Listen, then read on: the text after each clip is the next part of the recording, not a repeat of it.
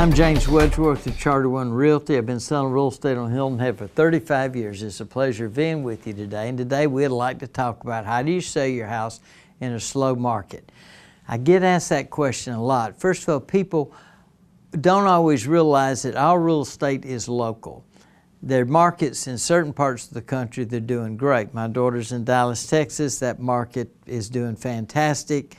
But yet the other markets, like the state of West Virginia, for instance, that the markets are not doing well.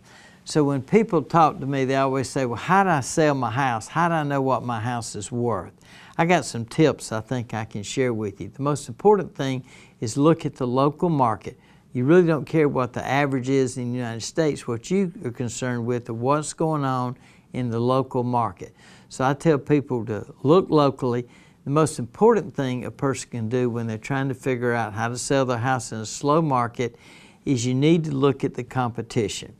I always tell people, if you want to know what your home is worth, what you should do is look at the other homes in your price range in your community and ask yourself the question, what would I pay for my house today if I were buying my house? It seems like so many times people say, well, I need to sell it for X because I owe X.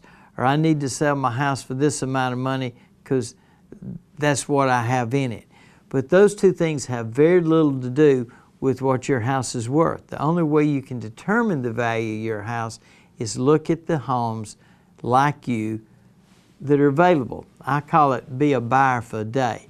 I recently had a lady that told me she wanted to sell her house for X amount of money, and I said, well, how'd you arrive at that?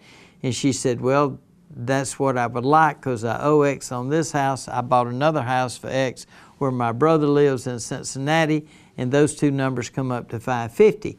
Well, I said, well, your house isn't worth $550. And she said, Mr. Woodruff, you got to explain to people why I need the money.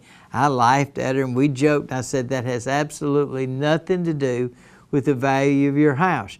Your house value is determined by the buyers in the market today. I always tell people there are two people that don't determine the value of your house, you and me. The market does. So what I suggested to this lady, I said, let's look at all the similar houses that are like your house, about the same age, same location, same condition, and similar square footage. Once we did that, she said, wow, I'm not going to get what I'd like to get for my house.